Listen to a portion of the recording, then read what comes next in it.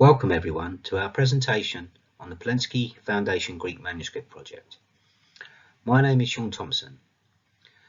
Working alongside me has been project conservators Samuel Foley, Cecilia Duminuco, Maria Kruger-Pelissari and Marie Renardin. Sam and I will be giving you a brief insight into a 2-year conservation for digitisation project. I would just like to point out that all of the slides in this presentation were taken pre-COVID restriction. The Polonsky Foundation Greek Manuscript Project is a major collaboration between Cambridge University Library, 12 Cambridge colleges, the Fitzwilliam Museum, Heidelberg University Library and the Vatican Library. Funded by the Polonsky Foundation between 2019 and 2021, the project will digitise more than 800 manuscripts. Every medieval Greek manuscript and early Greek manuscript in Cambridge collections, and all of those in the Bibliotheca Palatina collection, which is split between Heidelberg and the Vatican. This paper will give an overview of the Cambridge side of the project and the work of the conservation team to facilitate the digitisation of 444 manuscripts across 14 Cambridge institutions. While in some senses the project is unremarkable in its structure, a collection survey followed by a phased programme of conservation treatment and then digitisation. In others it is quite unusual. The layers of work that surround the digitisation programme and the range of skills required from conservation team tell of an increasing skill set demanded by conservation for digitisation. As the conservation lead, I would be overseeing the design of a survey and treatment decisions, so my first task was to develop my knowledge of Greek manuscripts and their bindings. I attended the 2018 Legatus Summer School on the subject of identifying and recording bookbinding structures of the Eastern Mediterranean. The course, hosted by the National Library of Greece in Athens, provided me with a level of understanding of the fundamental elements of book structures of the Eastern Mediterranean. This has been invaluable ever since. Over the course of the week, lead tutor Georgios Boudialis gave comprehensive presentations on terminology and structural elements, detailing many variations. An element that stood out was the examination of various methods of embanding and the importance as a feature on the Byzantine and post-Byzantine bookbindings. Examples of expert knowledge such as this informed the terminology used in the descriptions and the future treatment decisions. The course became a major reference point throughout the project. Making a model of a Byzantine binding helped to reinforce my understanding of the structures and techniques on a practical level. I continued this approach when the project was underway, being very fortunate to be able to use model making as a teaching tool, with dedicated time for each conservator to construct a Byzantine binding themselves. This enabled them to observe specific components and forces at work in detail. This complemented the project conservators' work on the survey and conservation treatments, and enabled them to develop a robust practical understanding of Eastern Mediterranean binding and the associated terminology. I will now pass over to Sam, who will talk about the survey and the database.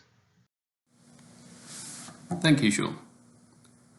At the start of the project, our first task was to familiarise ourselves with the materials. Collection items ranged in date from the 5th to the 18th centuries and included manuscripts on paper and parchment, a papyrus fragment, and even a wooden board. Formats included fragments, single leaves, unbound gatherings, as well as bound manuscripts in structures from the medieval period through to the 20th century. The quantity and variety of data we needed to collect, store, access and share whilst remaining usable was a major early challenge. At the start of the project, an Excel spreadsheet, the master spreadsheet, was used by all project stakeholders, but we quickly realised this was not ideal for our purposes. Consistency was hard to maintain, pulling out specific datasets was difficult, and navigating within the spreadsheet was time-consuming. We knew our data management tool would need to be able to support a collaborative working process that spanned cataloguing, conservation, and digitisation workflows. We identified the need to track an item's progress through the project, to extract and share specific data sets, as well as to deliver handling guidance to the project photographer, none of which were achievable with an Excel spreadsheet. The team learned from another project at Cambridge to digitise marginalia from Charles Darwin's library, which had a similar workflow model, but had been structured around a purpose-built Microsoft Access database designed in-house to track and document conservation and digitisation workflows. As the Darwin database had addressed many of the above requirements, the conservation team decided to build a similar bespoke database using Access. This was selected mainly for its relative ease of use, none of us having the required skills to create, use and maintain more complex solutions. This did, however, require some upskilling, as database design is far from the established skill set of the average conservator. This foundational step then required many hours of work from the team, first to get used to the specific tool and to adjust it to suit the project. To implement the database, we first had to design the survey. We started with a paper form, which we piloted on a sample of objects of different formats, refining the survey design as we went. Even at this early stage, we quickly realised the need to standardise our terminology. For our data to stay consistent and to facilitate data management later on, we decided to use a controlled vocabulary. We used the legatus language of bindings thesaurus, but in some cases we found this could not concisely describe certain elements of the Greek bindings in our collections, so we supplemented this with vocabulary defined during the course Shaun attended at the start of the project. The structure of the data itself was relatively simple. Far more work lay in designing and refining the user interface form we used to input data. This was broadly organised into 3 overlapping areas: the collection survey, conservation treatment, and relevant information for digitisation, and had a tabbed layout that allowed access to all information for each item through a single interface. The survey focused on bibliographical information, physical description, a condition rating and condition details, potential concerns for digitisation, proposed treatment, and a time estimate. Tabs were also assigned for conservation treatment, materials and rehousing, but these were initially just sketched out to be refined later. Once we had designed our database, the next step was to test the user interface and optimise it to work with the survey process. One important change we made at this stage was to place the forms for description and condition information next to one another. This enabled us to describe and assess the condition of any element at the same time, potentially reducing the handling of the item and increasing the efficiency of the survey process. We also made the visibility of certain fields conditional on the type of object being assessed, so that depending on whether an object was fragmentary or bound, only the relevant fields would be displayed. To further streamline the survey process, we then made a few refinements to the methods of data entry. Firstly, to ensure most of the data could be recorded in a single click, and then to make sure we could record more specific information when needed, we added 3 text fields in each category. To make the most of our data gathering tool, we had to make sure our data could be accessed and shared.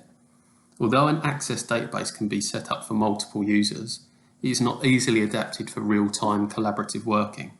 So while we had been successful in sharing information effectively across the project, enabling it to run more smoothly, this had been one of the more challenging aspects of the project. As the project grew, so did the demands on our database. With up to 8 colleagues needing to access and edit specific data, it became clear it could not perform as required.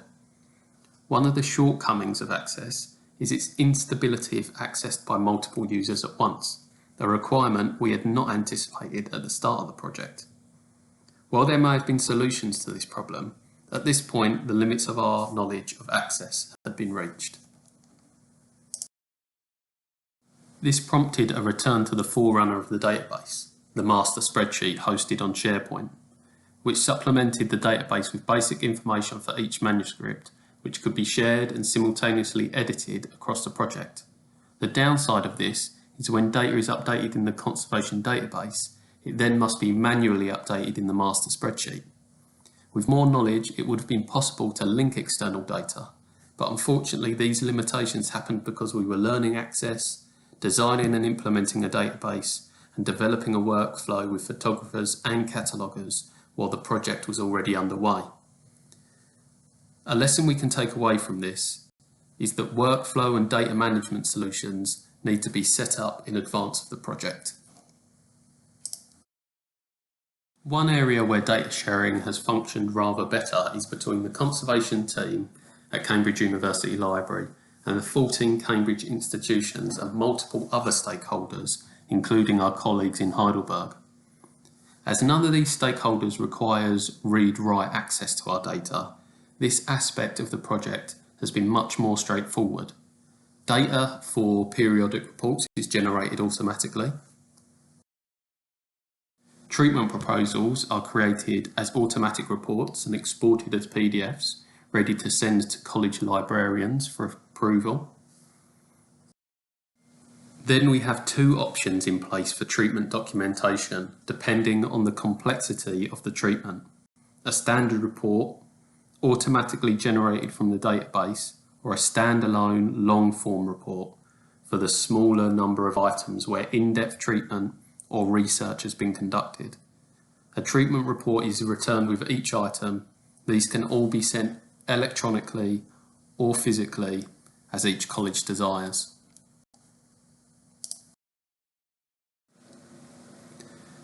Using the data we had gathered from the survey, work packages were planned starting with good and fair rated manuscripts to build a knowledge of the collection and materials before moving on to more damaged items and complex treatments.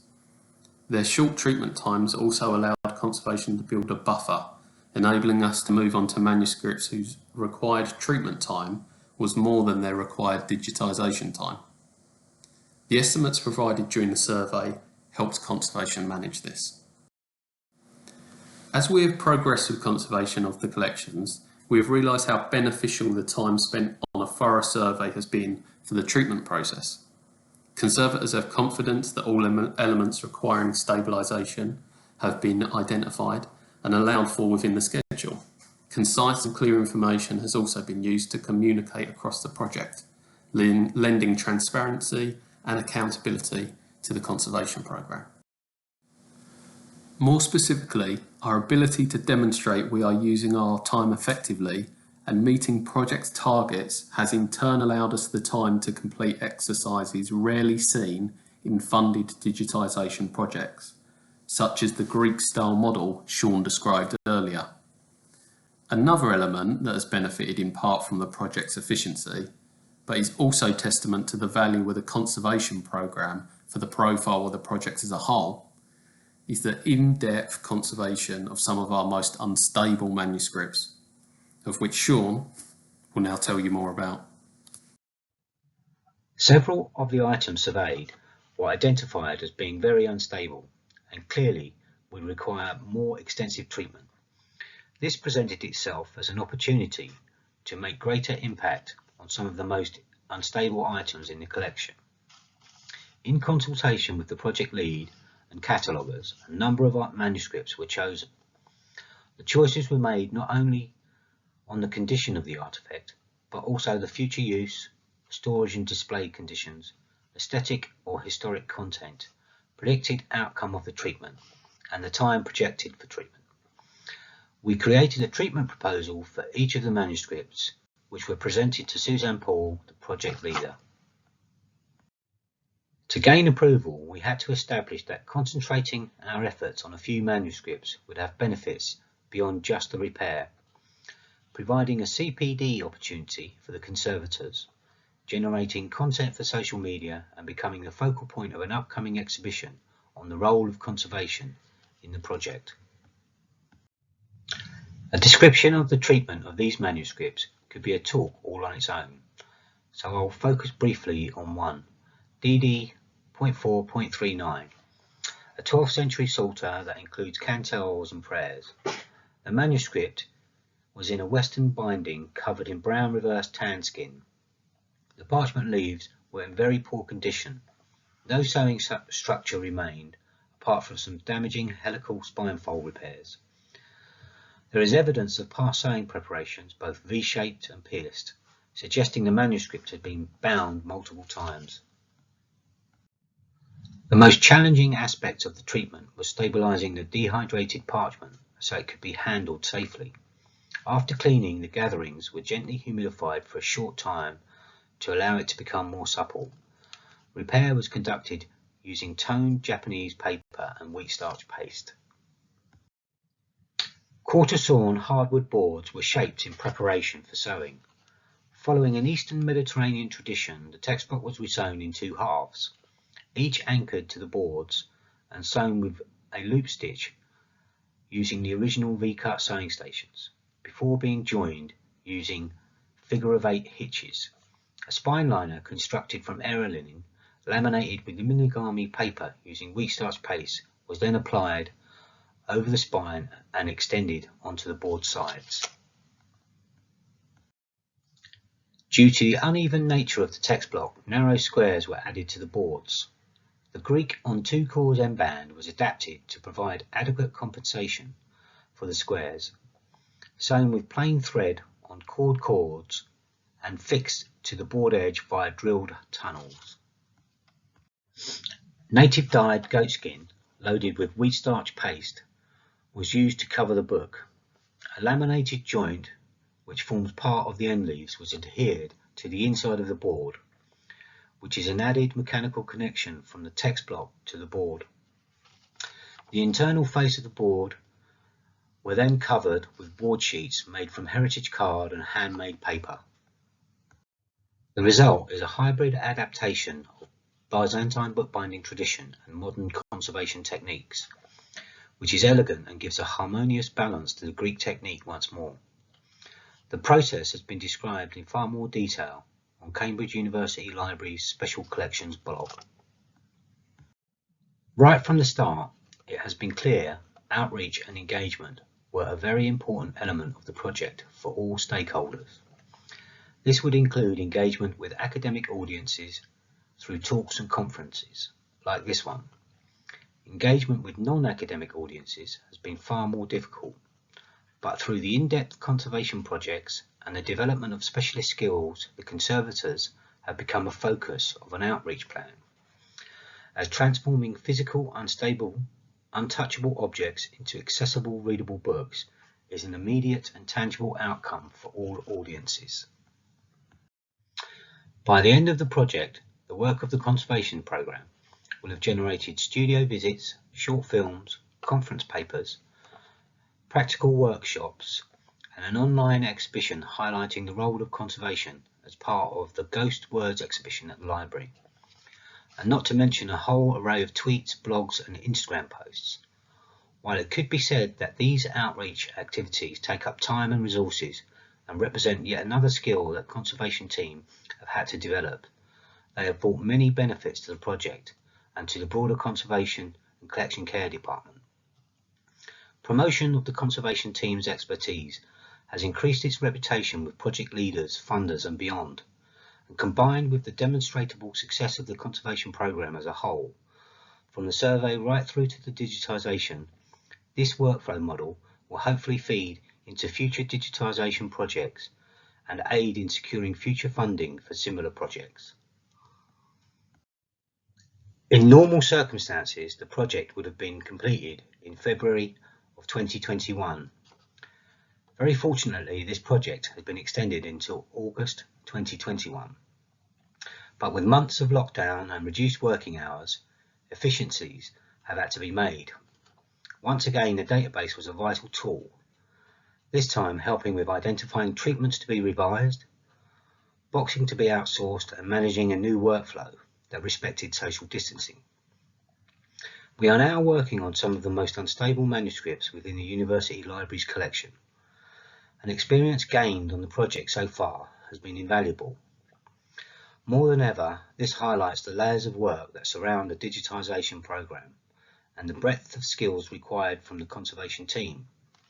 From historical and technical knowledge to high-level craft and conservation, to database design and social media output and other forms of outreach, it demonstrates the increasingly advanced skill set demanded by conservation for digitisation. Before we finish, I would like to thank everyone involved with the project and anyone who has helped us along the way. Thank you for listening, and I hope you enjoyed the talk as much as we enjoyed being part of the project.